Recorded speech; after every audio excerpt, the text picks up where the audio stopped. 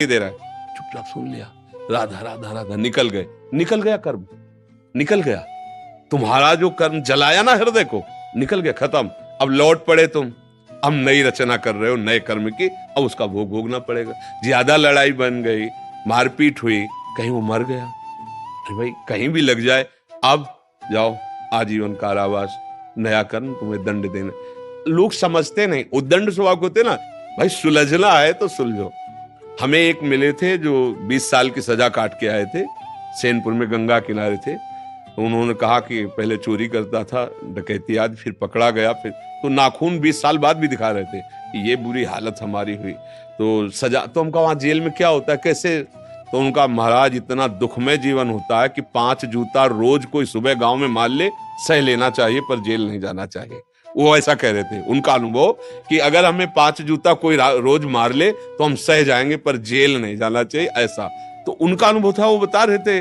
तो हमें चाहिए कि अगर हमें कोई गाली दे रहा है तो मेरा निपटारा हो रहा है, अंदर जो जलन हुई ना, तो वो ताप जो प्रकट हुआ वो आपके पाप को नष्ट कर रहा है, जला रहा है।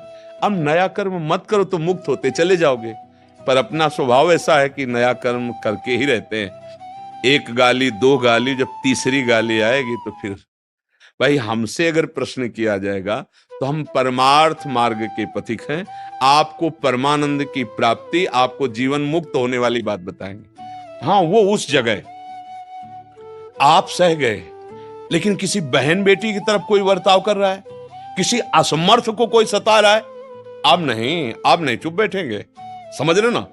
हमें गाली दिया, हम सह जाएंगे, हमें धक्का मार के भी चले जाओगे, हम सह जाएंगे, लेकिन हमारी दृष्टि में यदि आया कि किसी माता बहन को या किसी असहाय असमर्थ को तुम, फिर हम नहीं चैन से रहेंगे। अब क्या हुआ? अब धर्म की बात आ गई, परहित की बात आ गई, अब आपकी विजय होगी। अपने सुख दुख को सह करके दूसरों के दुख निवारण के लिए हम चले तो हमारा स्वरूप अच्छा रहेगा। अब यहां क्या है, हम दूसरों को दुख देकर खुद सुखी हो सकते हैं। अगर दूसरा कोई पीटा जा रहा है तो पीट करके निकल जाएंगे, ये आसुरी प्रवृत्ति, ऐसा नहीं। फिर संतों के पास आने का मतलब क्या रह गया है? हमें तुम गाली दोगे, सह लाएंगे, लेकिन जहां ऐसी परिस्थिति होगी वहां हमारा ये काम नहीं करेगा, वहां अहिंसा परमो धर्मा नहीं होगा। गली में वो आदमी एक महिला को पीट रहा है और मार भी डाल रहा है, और 4 लोग वहां से निकल के जा रहे हैं, और वो देख रहे हैं, और हो सका तो बगल से वीडियो बना लेंगे और निकल जाएंगे। वाह भाई, क्या मनुष्यता आ रही है तुम में, क्या तुम्हारे अंदर बल बुद्धि आ रही। नहीं, वो आपके परिचय की नहीं है, आपका कोई संबंध नहीं, इसलिए ऐसा नहीं। हमारी मनुष्यता का तो परिचय है।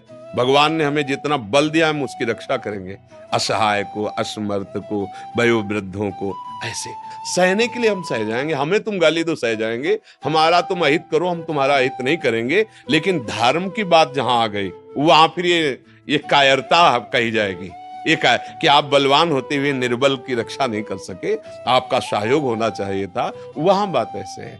अगर कोई आपको सताना चाहता है तो आपके और उसके बीच में भगवान भी है, निश्चित।